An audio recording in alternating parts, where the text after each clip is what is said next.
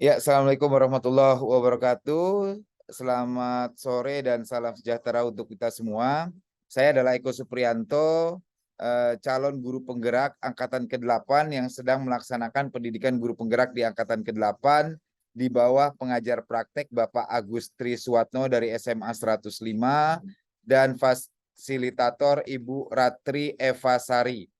Nah, saya saat ini sedang mengerjakan tugas demonstrasi kontekstual modul 3.1 tentang wawancara kepala sekolah dalam hal pengambilan keputusan berdasarkan nilai-nilai kebajikan.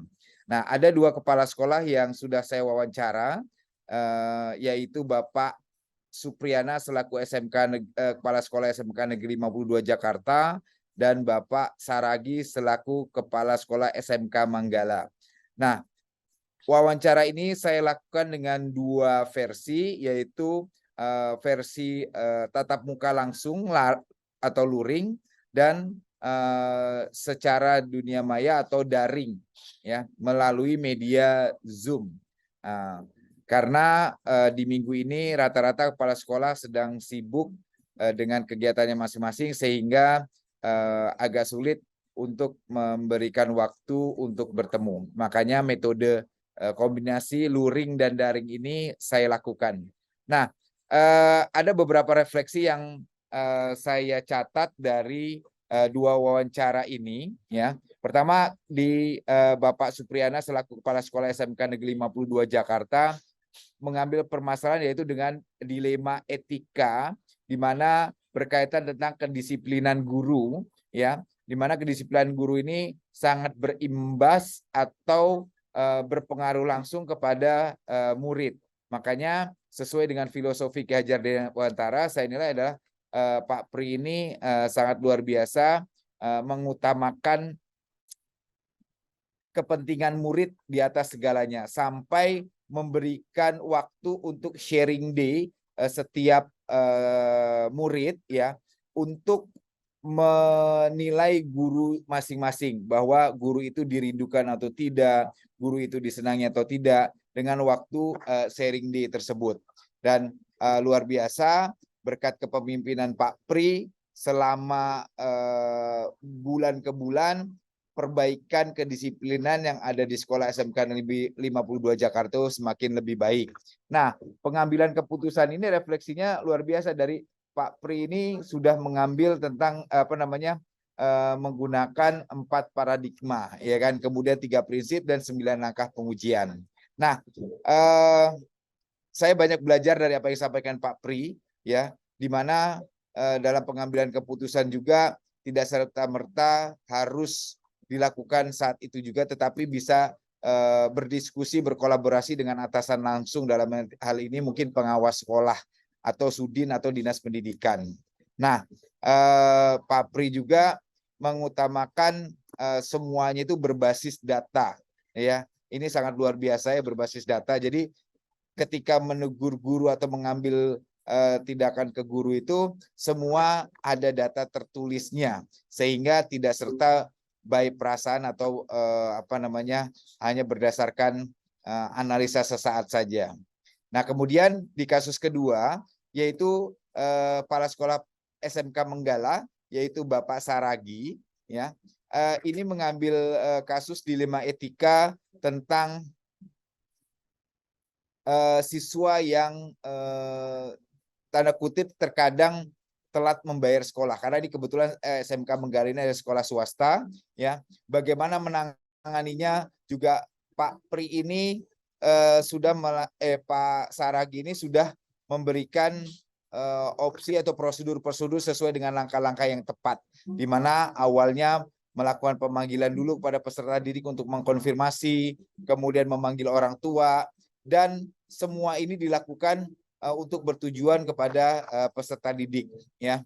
Dan analisis ini juga sudah sesuai dengan 4 paradigma, 3 prinsip dan 9 langkah pengujian, di mana tidak serta-merta keputusan itu langsung diambil saat itu juga, tetapi perlu analisis yang mendalam, sehingga kadang butuh konfirmasi dan butuh perhatian juga Pak Saragi ini dengan membuat melakukan home visit. Ya, mungkin itu sedikit refleksi dari wawancara dua kepala sekolah tersebut. Terima kasih. Lebih kurangnya mohon maaf. Wabillahi taufik wal hidayah. Wassalamualaikum warahmatullahi wabarakatuh. Bismillahirrahmanirrahim. Assalamualaikum warahmatullahi wabarakatuh. Pak Pri, saya Kusupriyanto. Saya CGP angkatan ke-8 dari SMK Negeri 52 Jakarta. Saya izin hari ini melakukan tugas demonstrasi kontekstual modul 3.1 Pak, tentang pengambilan keputusan berbasis nilai-nilai kebajikan. Nah, tugasnya adalah saya harus mewawancarai dua kepala sekolah minimal. Nah, salah satunya kepala sekolah tempat saya bekerja, tempat saya berada saat ini, yaitu di SMK Negeri 52 Jakarta. Dan kebetulan saat ini kepala sekolahnya adalah Pak Pri. Nah, saya ingin belajar banyak nih Pak. Wawancara ini sebenarnya bukan untuk interogasi, bukan untuk menjustifikasi, tetapi proses belajar saya Pak. Proses belajar saya untuk kedepannya bagaimana sih nilai-nilai kebajikan itu dalam sebuah pengambilan keputusan Pak. Nah, pengambilan keputusan ini tentu Bapak selaku pimpinan, selaku kepala sekolah banyak pertimbangan, banyak hal-hal yang harus diperhatikan, mana yang didahulukan, mana yang harus disegerakan. Nah, pertama, kalau di dalam sebuah masalah, tentu Pak Pri banyak ya, 1, 2, 3 pasti banyak. Tapi mungkin saya pengen tahu aja supaya mungkin nanti di sini saya bisa mengambil pembelajaran dari apa yang Pak Pri sudah alami. Nanti saya juga bisa suatu saat mungkin saya akan mengambil keputusan seperti apa yang disampaikan Pak Pri. Ya. Oke, silakan Pak Pri. Mungkin pernah nggak Pak Pri mengalami suatu kasus yang berkaitan dengan dilema moral, dilema etika dan sebagainya. Silakan Pak Pri. Jadi saya di SMK 52 kan setahun dan setahun ini adalah mewarisi beberapa hal yang menurut kaidah atau menurut pandangan kita sebagai kepala sekolah itu di luar batas normal, artinya di luar kontrol gitu. Karena mungkin kepala sekolah yang sebelumnya tidak ada karena kondisi sakit ya, tidak ada kemampuan untuk mengontrol secara penuh. Jadi ada beberapa memang guru-guru kita yang perlu sekiranya diluruskan. Nah ini tapi ada beberapa juga yang membuat saya berpikir agak sedikit bijak lah gitu. Cuman saya tetap berpedoman kepada kalau untuk disiplin ya, itu tetap mengacu ke disiplin pegawai. Nah ada beberapa yang saya lihat 1-2 bulan di sini itu adalah budaya telat ya, budaya telat. Kemudian yang kedua budaya ngilang, artinya habis absen hilang. Nah kemudian yang ketiga itu adalah budaya tidak peduli dengan apa yang orang lain sedang kerjakan atau apa yang orang lain sedang alami, misalnya kesulitan dan sebagainya. Nah ada beberapa memang saya melakukan beberapa terobosan, diantaranya adalah membuat rapot kehadiran untuk semua guru. Karena saya melihat waktu awal-awal saya di sini itu hampir mendekati 60% guru-guru kita selalu datangnya telat. Yang kedua adalah dengan berbagai alasan. Yang kedua adalah habis absen hilang. Nah ini yang terjadi dengan ada yang alasannya ada perlu, kemudian alasannya menjemput anak, kemudian ada yang alasannya lah macam-macam. Nah itu sebenarnya tidak dibenarkan, karena mengajar tidak ngajar, guru itu harus berada di sekolah. Kemudian yang ketiga, tidak peduli dengan kesulitan yang sedang dialami oleh guru yang lain. Nah, salah satu contoh adalah apabila misalnya ada salah satu teman kita sakit yang sedang ngajar dalam satu jurusan yang sama, dia tidak mau mengampu atau tidak mau menggantikan, padahal suatu saat yang bersangkutan itu juga akan mengalami, mungkin suatu saat mengalami dan bergantian. Gitu. Nah, apa yang saya kerjakan ini semata-mata karena memang kewajiban atasan langsung itu membina bawahan langsung. Ya, dalam hal ini misalnya tadi rapor keadilan tadi dengan penerapan 6 bulan pertama, alhamdulillah ada peningkatan. Jadi yang tahun bulan ke-7-nya sudah mulai berkurang dari yang sekitar hampir 27 orang yang kelas, kemudian yang bulan ke-7-nya hanya tinggal sekitar 12. Bulan ketiganya tinggal 9. Kemudian bulan keempatnya setelah yang tadi absen keadilan itu saya berikan, tinggal 2 atau 3 yang parah. Nah, ada salah satu yang karena memang mungkin memang sudah menyadari kalau kondisi kita itu dilihat dari kedisiplinan kita. Nah, ini ada yang mengajukan pindah, Pak, kemudian karena alasan, Pak, kalau saya di sini selamanya, saya tidak akan bisa memenuhi tuntutan yang ada di dalam kedisiplin pegawai. Akhirnya satu kita, ini tinggal 1 saja.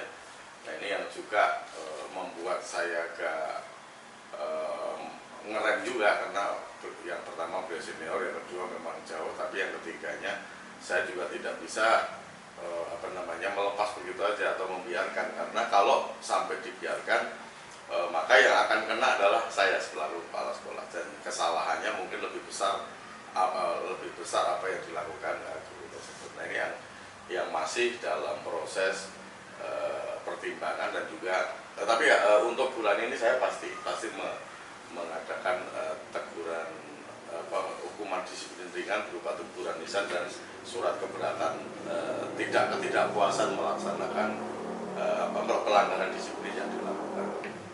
Nah, ini memang secara itu memang dilema. Yang pertama memang dia orang tua gitu kan, yang ketika ngaco, tapi mau tidak mau suka tidak suka saya harus kerjakan itu, karena kalau tidak saya kerjakan itu akan berimbas langsung ke saya, karena saya yang akan kena getahnya nantinya. Kira-kira itu sih. Oke, terima kasih. Berarti memang kasusnya ini berkaitannya dengan dilema etika ya, Pak, ya? Dilema etika. Nah, saya ambil pelajaran dari apa yang disampaikan Pak Pri dari bulan pertama, kedua. Bulan pertama itu masih melihat situasi, ya. Kemudian bulan kedua ini sudah mulai memonitoring, ya. Kemudian di bulan ketiga, keempat, membuat gebrakan terobosan dengan memberikan rapot kepada guru dan tenaga kependidikan. Ya. Nah, rapot ini biasanya hanya pada kepada siswa saja, tetapi ini kepada guru. Dan alhamdulillah terobosan Pak Pri, kalau tadi Pak Pri sampaikan, itu menunjukkan peningkatan yang luar biasa ya Pak Pri ya. Pertama dari bulan ke berikutnya berkurang dari 12 jadi 6, kemudian jadi 4, jadi 3. Nah, itu memang luar biasa, dan akhirnya ada beberapa orang guru juga yang dengan kesadaran sendiri, karena merasa berat ya memang harus, ya tindakannya harus seperti itu gitu.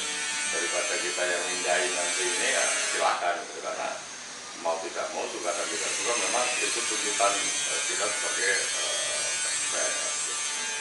ya, itu luar biasa pengambilan keputusannya, dan bahkan ya kalau saya perhatikan Pak Pri ini sudah melakukan proses coaching ya. Kenapa? Akhirnya solusi itu datangnya bukan dari Pak Pri sendiri, tetapi dari orang yang bersangkutan yang bermasalah. Ya. Kenapa? Akhirnya orang tersebut sadar diri, tidak bisa melaksanakan apa yang Pak Pri minta yang sesuai dengan kebijakan ASN. Akhirnya beliau memberikan solusi dari diri sendiri untuk mengajukan pindah agar lebih dekat, dan itu solutif sekali Pak Pri. Nah, ini luar biasa pembelajaran yang saya dapatkan. Kenapa? Pak Pri dalam mengambil keputusan ini bukan hanya mengandalkan power saja, tetapi coachingnya dilaksanakan. Jadi mengajak diskusi dari mereka. Ini untuk kasus yang selanjutnya, orang berikutnya adalah dilema etikanya adalah orang tersebut masih agak sulit karena kaitannya tergolong usianya senior ya Pak Pri ya. Ya, tapi nanti tetap saya akan ini juga dia suruh cari solusi sendiri gimana caranya. Dan saya akan bilang ya saya nggak mau tahu mulai besok udah nggak ada lagi yang pernah segala macam, karena ini menyangkut bukan hanya yang bersangkutan tapi menyangkut kepala sekolah dan menyangkut sekolah kita, karena sekolah kita kan sudah ditetapkan menjadi pusat keunggulan. Saya juga tidak mau masih dihuni orang-orang yang tidak unggul. Itu ada intinya, cuman bagaimana caranya nanti secara halus, secara manusiawi dan juga secara kedinasan harus kita sampaikan kepada orang-orang yang atau guru-guru yang tidak sepaham dengan manajemen sekolah dan juga sekolah secara umum. Ya mereka sendiri yang nanti akan cari jalan gimana caranya. Yang penting saya sekolah maunya seperti ini, memiliki guru-guru yang qualified, memiliki guru yang berdedikasi tinggi dan berdisiplin tinggi. Nah, kalau tahu caranya gimana ya mereka yang punya masalah, mereka yang nanti akan menyelesaikan. Kalau yang memang betul Pak saya nggak sanggup mau pensiun dini, silakan dengan senang hati saya akan tanda tangan. Gitu. Ya, karena itu dihalalkan juga di peraturan kepegawaian. Lanjut Pak Pri, tadi Pak Pri sampaikan berarti untuk orang kedua ini walaupun usianya senior dan sampai saat ini belum terlihat perubahan, Pak Pri akan melakukan coaching kembali ya Pak Pri. Solusi itu nantinya ditawarkan bukan dari Pak Pri ya, tapi dari orang itu sendiri. Solutif sekali memang. Itu kaitannya dengan proses dilema etika. Nah, itu kan dilema etika yang terjadi ketika berkaitan dengan guru dan tenaga kependidikan. Kalau saya boleh tahu nih Pak Pri, kita kan di guru penggerak ini kan berpusat kepada murid. Nah, pernah nggak Pak Pri sebagai kepala sekolah di SMK 52 mengalami masalah yang berkaitan dengan peserta didik? Ya, masih saya temui beberapa siswa pada saat hari Senin ada satu hari Senin yang saya bebaskan untuk tidak upacara tapi sharing day. Anak-anak membuat tulisan-tulisan yang mana menyebutkan beberapa guru yang tidak dia sukai, tapi juga menyebutkan banyak juga guru yang mereka sukai. Nah ini nanti kita kembalikan ke guru semuanya, kita akan sosialisasikan bahwa ini loh murid-murid kita itu jangan hanya sekedar dijadikan objek kita pembelajaran, tetapi juga dimuliakan lah mereka. Karena memang konsep Merdeka Belajar adalah memuliakan murid dan berpihak kepada murid. Tetapi banyak guru kita yang belum paham itu. Makanya kita akan gas lagi nih, memanfaatkan PMM ini belum sepenuhnya. Nah, kita melihatnya, saya tidak salah ngomong, ini di raport pendidikan yang barusan saya terima saya urus dari kementerian, memang ada beberapa yang harus kita benahi. Untuk di SMK Negeri 52 ini banyak yang harus kita benahi berdasarkan dari raport yang dihasilkan. Jadi di sini sudah ada rekomendasi bagaimana kita mengoptimalkan GTK, kemudian memberikan pembelajaran yang berpihak kepada murid, kemudian meningkatkan pemahaman guru tentang platform Merdeka Mengajar. Ternyata capaian kita awalnya masih rendah, ini ada peningkatan, tapi ada beberapa yang turun. Jadi dari hasil ANBK yang kemarin juga menyatakan bahwa numerasi dan literasi anak kita masih rendah. Nah ini bermasalahnya ada di mana? Ya nanti kita kaji, nanti kita sesuaikan dengan rekomendasi yang ada di raport Merdeka Belajar. Jadi kita tidak bisa sembarangan saja ini loh guru kurang begini, ini guru muridnya kurang begini, nggak bisa. Kita sudah ada dasarnya. Dasarnya adalah dari raport pendidikan. Kita menganalisa dari semuanya dari raport pendidikan.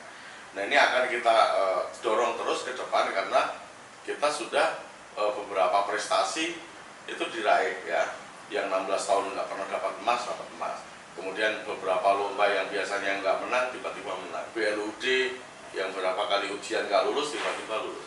Kemudian yang terakhir adalah sekolah PK, sekolah SMK, pusat keunggulan. Kalau kita sudah predikatnya adalah pusat keunggulan, kita itu wajib mengimbaskan ke sekolah lain bisa bercermin dengan kita. Nah, kita juga harus benahi dari dalam, dari sekarang. Nah, kalau ada beberapa rekan guru yang itu tidak harus tahu, ya, harus tahu bahwa posisi kita adalah sekolah keunggulan, pusat keunggulan. Nah, kalau guru-gurunya ada yang tidak unggul, ya kita dorong biar menjadi unggul. Yang mau, kalau yang mau ya kita tinggal, gitu ya. Jadi kita dorong bagaimana caranya bahwa guru ini harus mengikuti apa yang sudah terjadi di sekolah kita. Nah, kalau namanya pusat keunggulan berarti gurunya juga harus unggul. Kalau nggak mau unggul, ya belajar sampai menjadi unggul. Kalau nggak mau juga, ya terpaksa nanti kita cari solusi tadi. Bagaimana Bapak kalau bisa tidak mengikuti kemauan atau kondisi yang ada di sekolah, sedangkan kita harus selalu mengupdate diri. Kalau nggak mau update, hanya ada dua, tertinggal atau ditinggal. Nah, itu terlihat pilihan dari guru yang bersangkutan. Kalau mau tertinggal, berarti masih bisa ngejar, tertinggal ya. Tapi kalau udah kita tinggal, dia mau ngejar ya silakan kejar aja sendiri. Kita nggak akan ikut intervensi, terserah apakah mau tersisih atau disisihkan kan gitu. Nah, kalau mau disisihkan ya terserah guru yang bersangkutan, karena itu kan kita tidak bisa maksakan juga. Tapi secara kedinasan saya wajib mendorong mereka, ya wajib mendorong. Dan apa yang saya lakukan, saya memberikan contoh juga, contoh yang tadi kehadiran. Saya rasa kalau di print setahun, saya belum pernah ada yang datang di atas jam 6.30, belum pernah. Bahkan di atas jam 6 pun bisa dihitung dengan jari. Saya selalu datang di sini kalau tidak ada dinas luar, pasti 1 jam atau maksimal 30 menit sebelum pembelajaran dimulai, saya pasti sudah datang di sini. Nah, itu makanya saya bisa mendorong Bapak Ibu guru untuk memperbaiki kinerja maupun disiplin. Ya, saya harus memberikan contoh itu. Sejauh apapun ya, misalnya Pak, rumah saya jauh, jam 4 masih telat, berangkat jam 3, jam 3 masih telat, berangkat jam 2, gimana caranya? Itu terserah. Nah, ada solusi sebenarnya, punya mobil, biar sopir, kalau memang nggak bisa bawa mobil, gitu. Ya, itu ongkosnya lebih tinggi, wah itu risiko. Yang penting kondisi kita bagus di sekolah ini. Nah, yang kedua, solusi kedua misalnya, ya kos lah yang dekat-dekat sini gitu, seperti mosok kalah dengan anak-anak PPL yang jauh aja dibela-belain kos gitu. Nah, itu salah satu bantu upaya kita. Nah, kok Bapak memaksa? Bukan memaksa, memang itu tuntutan. Kalau nggak sanggup, hanya 2 pilihan, terserah, ya kan, mau mengikuti alur untuk disiplin itu atau mau pensiun dini, terserah, itu hak. Tapi yang jelas, saya tidak mau sekolah pusat keunggulan masih ada guru-guru yang belum unggul. Intinya sih itu. Luar biasa sekali Pak Beni. Berarti memang gini ya, kalau ya saya ambil benang merahnya, Pak Pri itu juga sangat memperhatikan murid ya. Kenapa? Kaitannya kenapa saya bilang benang merahnya sangat memperhatikan murid. Tadi Pak Pri ini menyampaikan bahwa kita harus sesuai dengan ranahnya kurikulum merdeka ketika belajar, bahwa berpihak pada murid. Semuanya apa-apa ya harus kita kembangkan buat murid, ya kan. Dan kemudian dimulainya itu memang dari kita, dari guru gitu kan. Bagaimana memberikan pelajaran yang terbaik, pelayanan terbaik. Dan Pak Pri ini yang saya tangkap juga dari apa yang tadi Pak Pri bicarakan, bahkan Pak Pri sampaikan, Pak Pri itu menjadi contoh yang luar biasa. Kenapa? Menyampaikan bahwa dalam 1 tahun aja kehadiran Pak Pri itu jangankan terlambat, di bawah jam 6 yang setengah kita hadir setengah 7 aja Pak Pri bisa dihitung.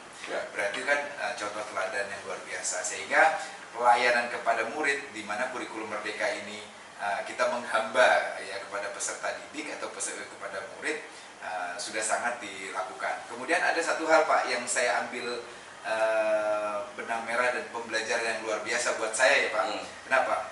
Pak Pri itu dalam menerapkan aturan, dalam menerapkan disiplin dalam menerapkan atau menjalani kebijakan-kebijakan yang ada di sekolah, semua adalah berdasarkan fakta.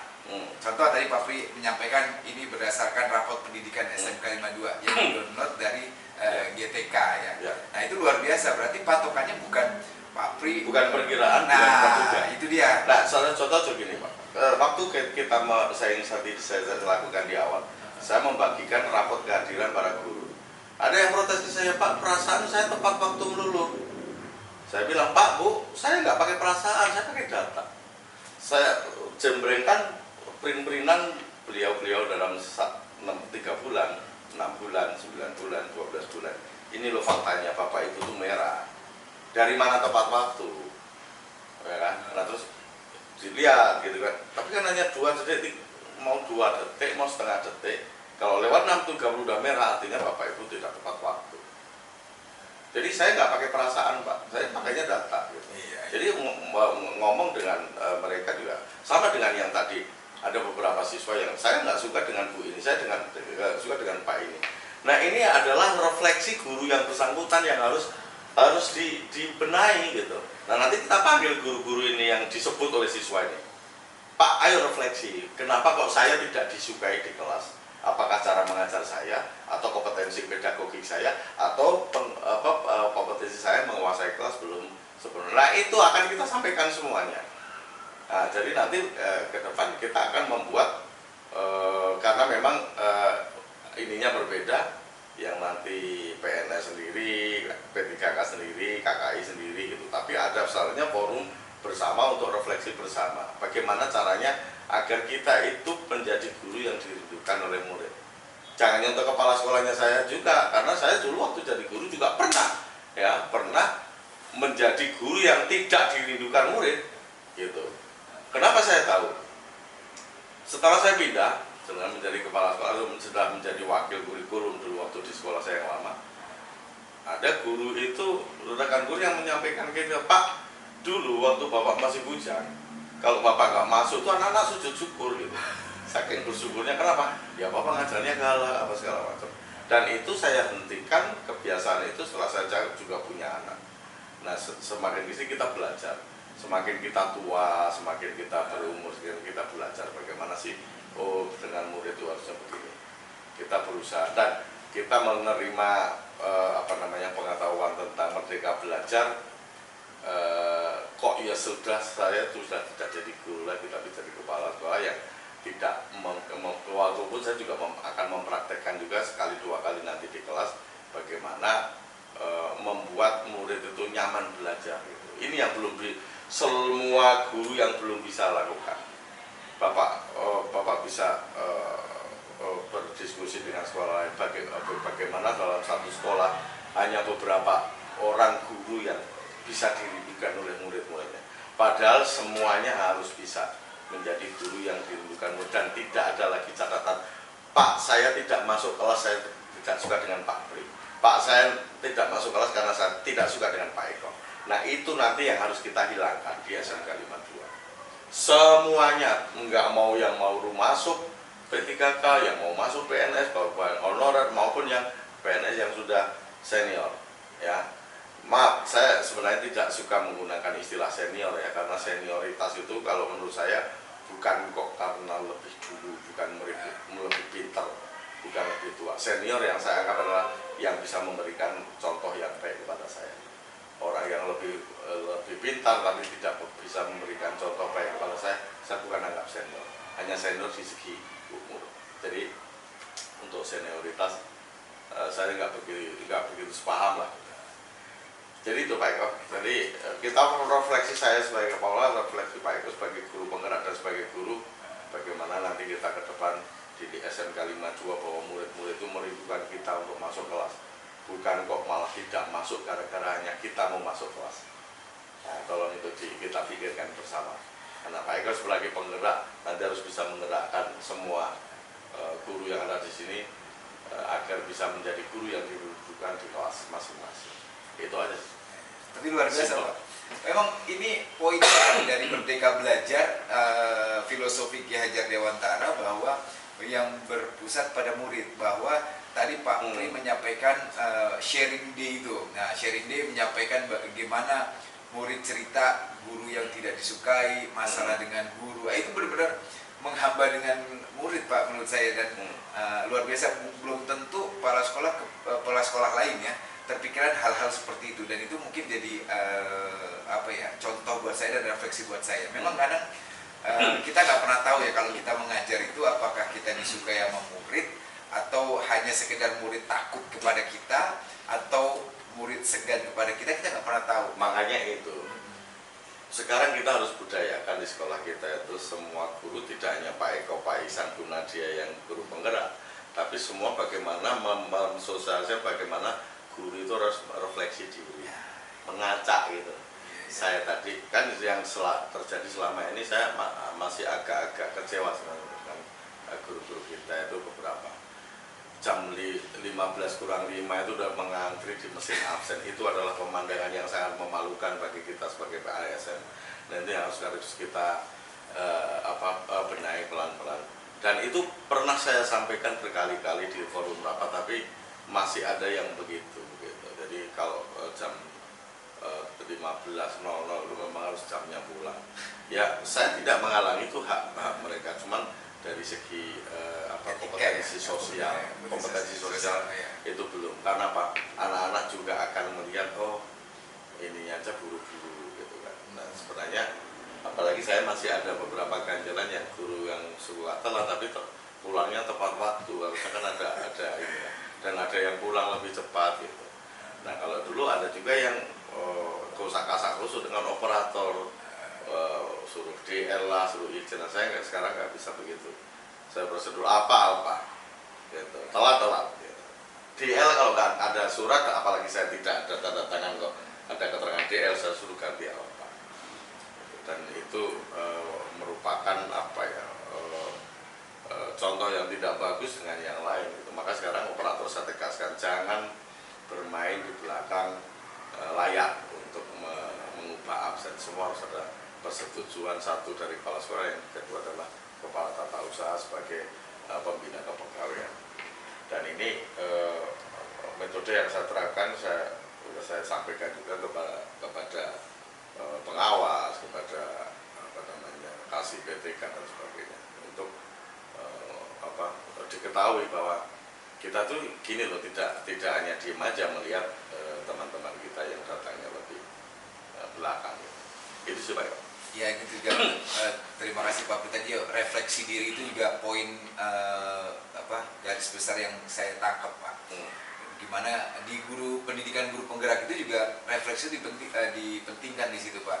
Pertama, misalkan di modul itu dari mulai dari diri sampai akhir itu adalah refleksi. Nah, itu pola-pola yang pendidikan guru penggerak itu sudah diterapkan oleh Pak Pri. Apalagi Pak Pri sebagai pengajar praktik tentu sudah ini ya.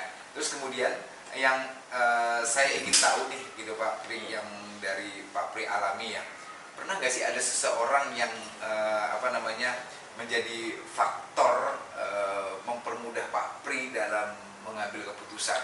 Ya, memang mengambil keputusan bisa kita lakukan sendiri. Kemudian jika merasa perlu pertimbangan, kita pertimbangkan di manajemen, ada para wakil, kemudian ada kepala TU. Tapi ada saatnya juga yang menyangkut masa depan dan menyangkut dapur teman-teman, saya sampai ke pengawas untuk mengambil. Contoh nih, penilaian kinerja guru, saya memberikan nilai jauh di bawah. Nah, saya meminta pertimbangan, apa benar ini begini, apa-apa. Cuman saya lagi-lagi bukan berdasarkan perasaan, tapi data. Saya tidak mungkin memberikan nilai kumlot kepada orang yang telat melulu tiap hari, atau sebulannya bisa 1 sampai 3 hari tidak masuk gitu misalnya. Dan kumlot tahunannya adalah sekarang itu maksimal hanya, kalau dulu 40 hari, kalau sekarang adalah 28 hari. Kalau di kumulasinya segitu, tidak mungkin saya memberikan nilai 90, pasti dia di bawah rata-rata. Perkara nanti, lah ini efeknya Pak, kalau begini TKD kurang, itu bukan urusan kita. Itu adalah urusan yang bersangkutan karena sudah melakukan indisipliner. Nah, ini yang baru saya terapkan adalah hanya teguran lisan aja dulu. Nah, saya belum mengeluarkan surat ketidakpuasan. Itu adalah hukuman ringan yang berat, tapi yang masih kategori ringan sebenarnya. Jadi ada surat ketidakpuasan terhadap yang bersangkutan dalam kinerjanya, ya, terutama pelanggaran disiplin. Nah, kalau hukuman sedang nanti akan kita dorong ke subbagian badan kepegawaian di Sudin. Ya, jadi dan di Intaran pun kita harus membuat tim, ya, tim investigasi terdiri dari kepala TU dan kepala sekolah. Nah, ini yang belum kita lakukan. Kenapa? Nanti akan kita lakukan karena memang itu wajib dilakukan oleh atasan langsung dari yang bersangkutan. Nah, itu salah satu yang harus diperhatikan, dan ini baru berlaku untuk PNS, ya. Untuk ASN P3K itu nanti silakan di kontrak kerjanya dilihat masing-masing. Ada pelanggaran di situ, ya karena kan penilaiannya tergantung dengan atasan langsung kan, gitu. Nah, itu silakan saja Pak Eko selaku guru penggerak ini bisa menggerakkan yang tadi itu refleksi, karena tidak semua orang mempunyai kesempatan menjadi guru penggerak, apalagi pengajar praktek gitu loh. Nah, makanya kenapa tidak semuanya? Ya, istilah guru penggerak bisa menggerakkan komunitas di sekolahnya minimal. Tapi nanti kalau di dalam sudah bisa mengimbaskan ke sekolah lain yang memang, jadi ada loh Pak Eko, satu sekolah yang tidak ada guru penggerak sama sekali. Nah, itu akan blank mereka. Kepala sekolahnya juga bukan PP, guru penggeraknya nggak ada sama sekali. Itu nanti akan agak ketinggalan jauh memaknai implementasi kurikulum Merdeka dan Merdeka Belajar. Nah, kita bersyukur di sekolah ini ada 3. Nah, 3 itu kemarin saya ini kan komunitas praktisi, ayo dihidupkan lagi. Kemudian yang lain juga kita ini lagi, kita support lagi agar apa? Yang tidak berkesempatan menjadi guru penggerak ya bisa merasakan bagaimana implementasi kurikulum Merdeka dan Merdeka Belajar dan mereka mengajar. Nah, salah satunya Pak Eko sebagai calon guru penggerak juga harus bisa mensosialisasikan PMM, karena PMM kita masih rendah sesuai data, ya masih rendah. Rata-rata sudah login, rata-rata sudah aktivasi, tapi belum sampai mempelajari modul, apalagi sampai aksi nyata. Nah, ini sekarang juga saya dorong. Nah, sebelum mendorongnya maka saya sedang kerjakan juga beberapa materi, ya, materi, karena dari situ banyak yang bisa kita ambil dari situ. Jadi kalau nggak tahu ya nanya gitu. Kalau nggak tahu nanya ya nggak tahu ya kita belajar bareng dari PNM itu. Itu banyak ilmu yang bisa kita terapkan dan kita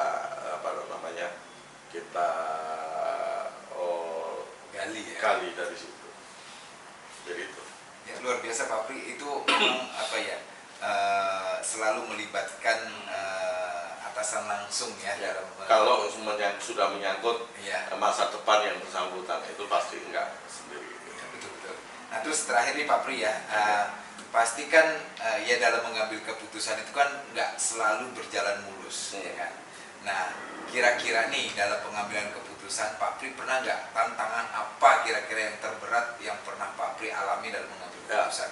Ya, satu gejolak, yang kedua adalah semacam kilas balik dengan keputusan yang saya buat. Ada beberapa yang keberatan, bahkan ada beberapa yang mengatakan jadi kepala sekolah jangan semuanya sendiri dong. Nah, ada yang seperti itu. Cuman ya sayangnya hanya disampaikan sebatas di WA, tidak langsung ke saya. Kalau langsung bisa langsung solusi. Tapi karena hanya di WA, ya saya balas di WA hanya dengan terima kasih, karena yang namanya usulan kan ada 3 opsi. Saya terima, pertimbangan atau ditolak. Kan itu aja kan. Kalau memang dirasa itu membangun suatu kemajuan untuk kita bersama, ya kita terima. Tapi kalau masih meragukan, kita pertimbangkan. Tapi kalau memang nanti itu usulan itu hanya mementingkan diri sendiri yang usul, bukan untuk kepentingan bersama secara kita institusi SMK 52, langsung saya tolak aja, ngapain gitu. Karena ada indikasi bahwa itu hanya untuk kepentingan pribadi yang usul. Karena usulan yang bagus adalah yang untuk kemaslahatan kita bersama, bukan menguntungkan kepala sekolah, bukan menguntungkan satu guru, atau hanya menguntungkan yang usul aja gitu. Jadi saya berharap orang-orang yang berpengalaman di sini, ayolah kita bekerja bersama, kemudian memberikan masukan yang konstruktif dan juga memberikan masukan yang kepentingannya adalah untuk kepentingan seluruh SMK 52, bukan untuk kepentingan si pengusul, apalagi hanya untuk kepentingan kepala sekolah. Saya nggak mau. Jadi kalau ada usul begini, itu harus memandang sebagai usulan itu berguna untuk semuanya. Saya menerima nasihat dari beberapa senior bahwa Pak, Bapak sudah menjadi kepala sekolah, ayolah bisa menempatkan diri, memantaskan diri. Oke, saya terima usul itu, memang bagus gitu. Tapi manakala yang mempunyai usul itu dia juga tidak bisa menempatkan dirinya, nah itu ya saya pakai. Tapi mereka yang tidak menggunakan itu ya saya tidak pakai dan tidak akan mendengarkan usulan itu, karena hanya untuk kepentingan tidak bersambungan yang berbeda tadi. Lo kok tahu? Nggak tahu dong. Kita kan walaupun baru setahun, tapi saya tahu mana-mana yang itu untuk kepentingan dirinya, mana-mana yang, nah ini yang perlu kita pertimbangkan. Dan saya melakukan itu bukan semata-mata saya jaga gengsi, enggak, tapi itu semata-mata untuk kepentingan bersama. Itu termasuk misalnya saya memberikan tugas tambahan pelajaran bagi beberapa guru. Nah, ada yang maunya itu saya sampaikan langsung gitu. Tapi apa gunanya saya punya staf wakil kurikulum. Jadi cukup dengan wakil kurikulum. Kalau semuanya harus kepala sekolah, ya capek lah saya manggil satu-satu. Kalau misalnya dari satu hari hanya mendiskusikan satu mata pelajaran, di sini ada 57 guru, perlu waktu 57 hari. Jadi tidak semata-mata semuanya itu harus semua dari. Kalau kurikulum yang memerintah itu adalah, atau kepanjangan tangan saya memerintah sebenarnya. Nah itu untuk apa? Ya itu untuk refleksi lagi, gitu loh. Refleksi lagi untuk kita bersama. Jadi tidak semua itu harus kepala sekolah yang mengerjakan, kepala sekolah yang harus menyampaikan. Ada hierarkinya. Kalau misalnya bagian kesiswaan ada Pak Ihsan selaku kesiswaan. Kemudian kalau misalnya Rubin kemana-mana gitu, ya saya 1-2 kali pasti ikut, tapi itu udah ada tugasnya Pak Sormani. Di kurikulum ada Pak Bahtiar. Di sarana prasarana nggak mungkin ada lampu mati dipojokkan yang ke saya, harus langsung ke Bu Endang aja atau ke Pas Putra selaku asistennya Bu Endang. Dan tidak ngurusin masalah-masalah yang seperti itu. Karena Bapak Ibu wakil semuanya akan bermuara laporan semua, Pak sudah saya kerjakan ini, sudah ini. Nah ini yang perlu dipahamkan untuk semua, termasuk apa-apa yang memang kurang itu tidak serta-merta hari itu juga dipenuhi. Kita harus lihat dulu kemarin mengusulkan apa enggak, kemudian kemarin merancang apa enggak. Kalau enggak ya jangan terus hari ini harus ada. Itu masih ada yang begitu. Nah ini yang perlu sosialisasi lagi nanti ke depan. Semua elemen sekolah itu harus tahu bagaimana mengadakan barang, mengadakan peralatan praktek itu melalui prosedur. Tidak hari ini saya maunya ada, karena kita kan mau belinya dari mana kalau dia tidak menganggapkan. Makanya semuanya harus mengetahui apa kebutuhan kita bulan keberapa.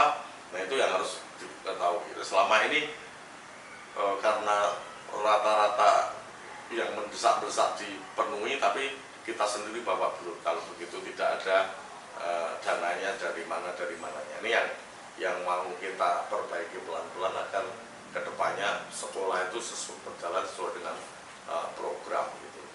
Itu aja sih. Oke, terima kasih Pak Pri. Ini pembelajaran yang luar biasa buat saya Pak Pri.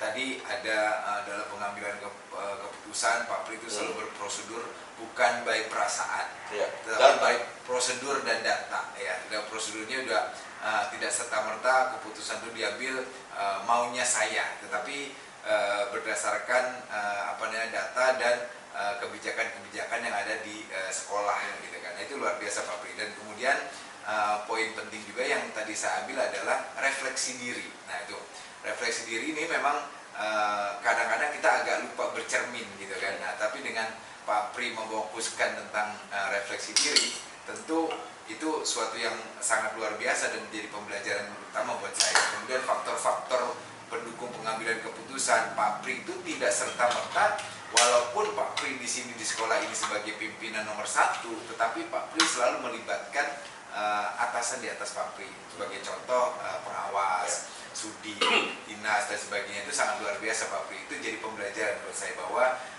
kita menjalani kepemimpinan ini bukan serta-merta maunya gue nih, istilah kasarnya itu seperti itu. Bismillahirrahmanirrahim. Perkenalkan, nama saya Eko Supriyanto. Saya adalah calon guru penggerak angkatan ke-8 yang sedang melaksanakan pendidikan guru penggerak di angkatan ke-8. Mohon izin Bapak waktunya untuk sekitar 10 menit untuk sekedar wawancara tentang sekolah yang Bapak pimpin ya.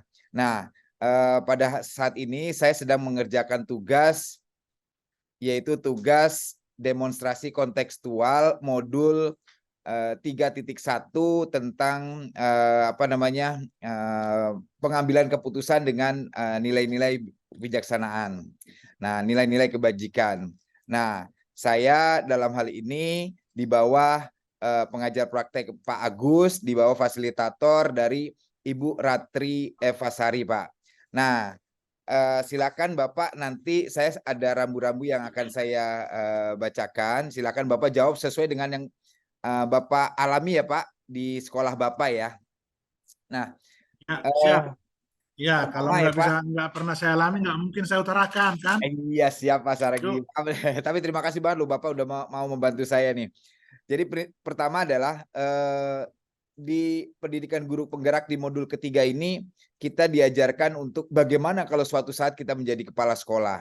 Nah, di mana kepala sekolah itu harus bisa mengambil keputusan berdasarkan nilai-nilai kebajikan. Nah, yang pengen saya tahu nih Pak, pasti di sekolah Bapak itu kan terkadang ada aja nih masalah-masalah. Nah, contohnya misalkan masalah apa, silakan Bapak sampaikan. Mungkin pernah masalah ini, oh ternyata penyelesaiannya begini gitu kan. Nah, masalah itu kaitannya ada yang berkaitan dengan dilema etika, ada kaitannya dengan bujukan moral dan sebagainya. Misalkan dilema etika itu Bapak ada siswa Bapak yang misalkan yang tanda kutip dari keluarga tidak mampu. Di lain pihak Bapak sebagai sekolah swasta kan sekolah itu kan harus bayaran misalkan, itu dilema etika. Nah, bagaimana Bapak menyikapinya? Nah, kalau bujukan moral tuh kaitannya adalah misalkan contohnya yang kita dicontohkan dalam pendidikan guru penggerak itu misalkan ketika ada vendor atau supplier dari alat-alat kebutuhan sekolah misalkan. Nah, ini bagaimana Bapak menyikapinya? Karena ada beberapa vendor atau beberapa perusahaan yang ini pasti kadang-kadang kan suka memberikan bujukan moral. Oh, ini ada fee dan sebagainya. Itu contohnya, Pak. Nah, kira-kira nih masalah apa yang pernah Bapak alami dari hal-hal tadi yang saya sampaikan? Silakan, Pak.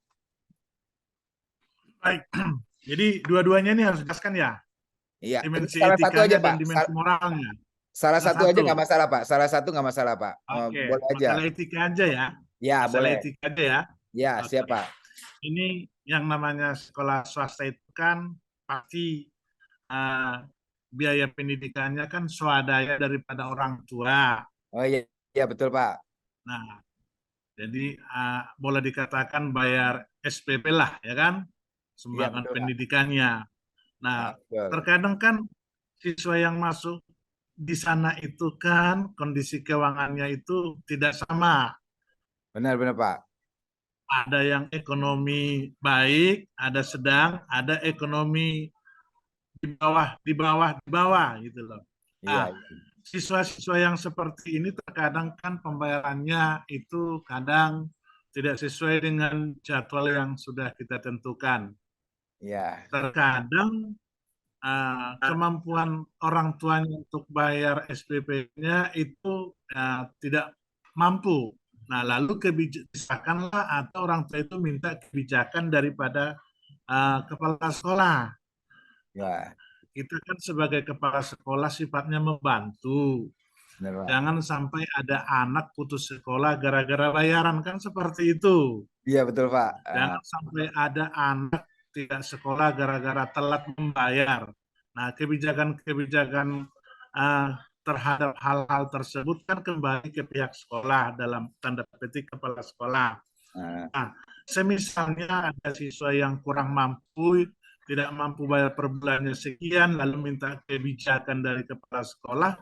Nah, kebijakan yang kita ambil, kalau secara pribadi saya tanya dulu, misalnya SPP 100.000 nih, misalnya ya.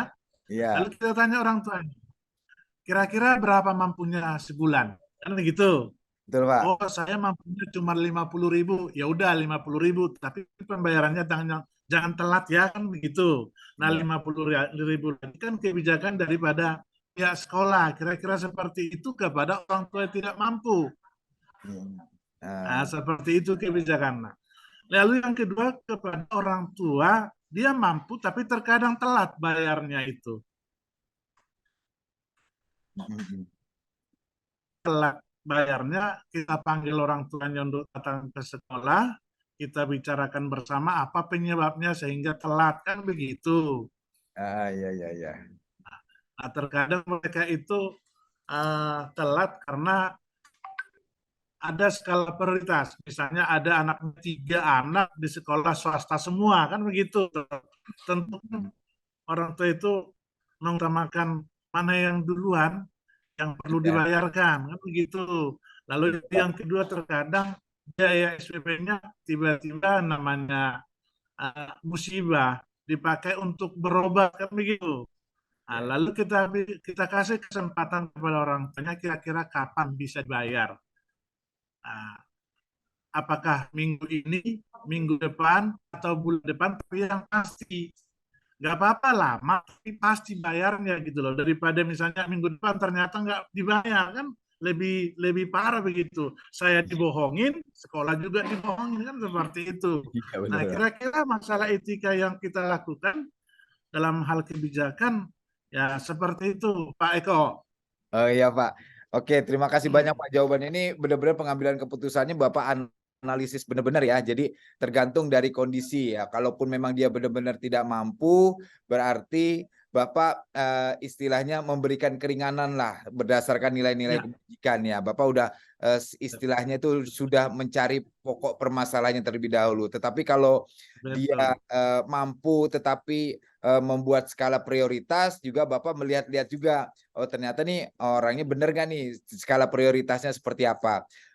Terima kasih Pak masukannya, memang seperti itu. Nah, saya banyak belajar lah dari Bapak nih tentang hal berarti kan siapa tahu nanti suatu saat saya akan menemui masalah seperti itu, saya bisa menerapkan apa yang sudah Bapak terapkan. Nah, dari keputusan tadi yang Bapak ambil ya, prosedurnya itu seperti apa, Pak? Maksudnya tadi kan Bapak salah satunya dengan manggil orang tua. Nah, prosedur awal itu untuk mengetahui dia benar-benar tidak mampu, kemudian dia menggunakan skala prioritas, terus dia benar atau enggak, itu prosedur sebelum mengambil keputusan itu kalau Bapak itu seperti apa, Pak? Prosedurnya kan kita dulu anaknya, anu gitu. Iya. Kita panggil anaknya, kita tanya orang tuanya, apa namanya, pekerjaan orang tuanya apa, kan begitu. Betul. Tinggal di mana. Nah, terus yang berikutnya, prosedur yang kedua kita tanya dua wali kelasnya. Ini anaknya rajin enggak? Gitu loh. Ini anaknya rajin enggak? Atau sering bolos enggak? Kelakuannya, perilakunya selama KBM bagaimana? Ya kan begitu. Nah, kalau misalnya anaknya rajin, berarti kan dia punya motivasi untuk sekolah. Kan begitu. Nah, lalu setelah itu kita panggil orang tuanya ke sekolah. Kita panggil, lalu kita ngomong, bicarakan di sekolah untuk mengambil kebijakan-kebijakan yang kita ambil nantinya. Tapi sebelum kita panggil, kita suruh dulu gurunya home visit. Benar nggak orang tuanya ini ngontrak misalnya ya? Ngontrak benar nggak? Rumah-rumahnya bagaimana? Kita lihat benar-benar kondisi mereka itu seperti apa. Lalu nanti guru wali kelasnya itu melaporkan kita, melihat kondisi anaknya, baru kita panggil orang tuanya. Nah, setelah kita panggil orang tuanya, kita hubungkan dengan laporan daripada wali kelas tadi, oh ternyata benar kondisinya, baru kita ambil kebijakan, Pak. Kira-kira seperti itu prosedurnya. Oh iya. Berarti memang benar-benar berurut ya Pak, dan mengutamakan Suara peserta saya? didik. Iya. Berarti benar-benar mengutamakan Suara peserta. saya? Iya Pak. Jelas Pak suara Bapak? Suara saya kedengaran nggak? Jelas Jelas ya? Pak, jelas. Alhamdulillah jelas Pak. Oke. Berarti alhamdulillah Pak, berarti Bapak sudah mengutamakan peserta didik ya Pak, murid ya, mengutamakan murid. Karena memang sesuai Betul. dengan filosofi Ki Hajar Dewantara bahwa kita sebagai sekolah atau sebagai guru harus mengutamakan murid, kita menghamba kepada murid. Dan prosedur yang tadi Bapak utarakan memang luar biasa Pak, patut saya contoh. Kenapa? Awalnya itu Bapak memanggil siswa tersebut. Nah, kenapa mencari tahu, meninvestigasi segala macam, kemudian sampai dengan home visit itu luar biasa Pak. Dan mungkin tidak semua sekolah atau tidak semua kepala sekolah bisa melakukan itu, tetapi Bapak sudah melakukan itu demi terciptanya pembelajaran yang kondusif ya. Nah, kemudian tantangannya nih Pak, tantangan tadi untuk mengambil keputusan. Bapak udah tahu prosedurnya seperti ini, seperti itu. Kemudian tahu permasalahannya di mana. Nah, tantangan terberat Bapak nih kalau ada kasus seperti itu, kira-kira untuk pengambilan keputusan seperti apa tantangan terberatnya, Pak? Tantangan yang kita dapatkan, yang kita alami biasanya dari pihak yayasan, ya kan? Iya. Dari pihak yayasan, ini kenapa pembayarannya seperti ini? Kan yayasan kan ya tahunya kan masih terima bersih. Dia tahu Iya. latar belakang anak, latar belakang orang tuanya nggak tahu. Nah, Iya. dalam hal ini supaya yayasan bisa memahami benar, ya kan? Ya tergantung kembali ke kita memberikan pemahaman ke yayasan, melunakkan hatinya yang tadinya nggak mau menerima, tiba-tiba setelah kita jelaskan sedetail mungkin, akhirnya yayasan bisa menerima. Oh. Biasanya dari yayasan, Pak. Karena ini kan ada kaitannya dengan keuangan. Oh iya. Oh berarti Seperti iya. itu. Berarti saya tangkap ya Pak, kalau di swasta itu memang kaitannya adalah sebagai pimpinan tertinggi adalah di yayasan yang memiliki sekolah ya. Betul. Memang benar. Betul. Nah, sekarang tadi kan tantangannya Pak. Nah, kemudian ketika sudah mengambil keputusan itu akhirnya kan mengambil keputusan. Nah, kira-kira sebelum mengambil keputusan itu faktor apa yang bisa mempermudah Bapak untuk mengambil keputusan dari kasus tersebut? Putus-putus, Pak. Oh iya. Putus-putus, Pak. Dari kasus tersebut kan tadi ada tantangannya. Nah, selain tantangan pasti ada sesuatu hal yang mempermudah Bapak untuk mengambil keputusan tersebut. Kira-kira apa hal yang mempermudah Bapak untuk mengambil keputusan? Halo? Halo? Putus-putus ya, Pak? Suara saya terdengar nggak? Hal yang mempermudah, Ya. kira-kira seperti itu ya? Halo? Ya, betul Pak. Betul Pak. Ya, yang mempermudah kita kan ya kembali kepada doa lah ya. Iya. Kan begitu. Betul Nah, Pak. mudah-mudahan apa yang bagaimana kita membantu siswa yang tidak mampu, doa kita, apa yang kita sampaikan nanti alasan-alasan itu nanti bisa diterima oleh yayasan itu aja. Oh iya. Kan ada yayasan yang ngotot, enggak harus ini. Tapi sebelum kita menghadap yayasan kan kita bekali dengan doa lah. Bagaimana supaya alasan ini nanti yayasan bisa menerima semaksimal mungkin. Kira-kira seperti itu. Oh iya. Iya. Oke, terima kasih Pak. Saya sudah mendapatkan benang merah dari kasus atau masalah yang pernah dialami sekolah Bapak, terutama mengenai siswa yang terlambat bayar atau tidak mampu bayar, bagaimana penyelesaian masalahnya. Nah, itu menjadi refleksi saya, menjadi masukan saya, bagaimana Bapak mengambil keputusan, di mana Bapak tidak menjalankan keputusan itu secara sendiri. Paling tidak, pertama adalah hubungannya dengan manusia, tentu dengan pemilik sekolah, yaitu yayasan ya Pak ya, ketua yayasan. Kemudian Bapak juga dalam hal ini melibatkan doa ya kepada Tuhan Yang Maha Esa ya, di mana itulah ciri dari profil pelajar Pancasila salah satu udah dikembangkan di sekolah Bapak. Nah, terima kasih banyak Pak atas waktunya.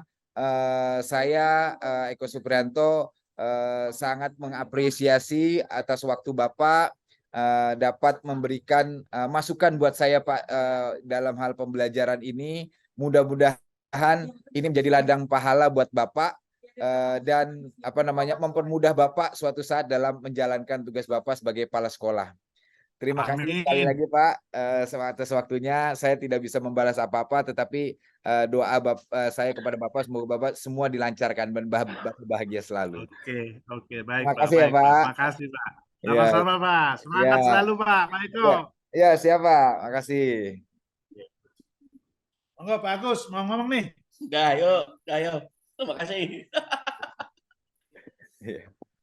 Pak Agus, makasih ya Pak Agus ya. Apa? Saya todong dia, saya todong. Ini sahabat. Iya emang keren tuh Pak Agus, pengajar praktek kalau saya. Kalau ada proyek lempar ke beliau aja. Oke, siap. Kalau ada proyek lempar dia. Ayo. Beres Pak. Oke, siap Pak. Oke. Udah ya Pak ya, siang ya siap, Pak. Makasih Pak. Live ya Pak ya, live. Ya siap, silakan Pak.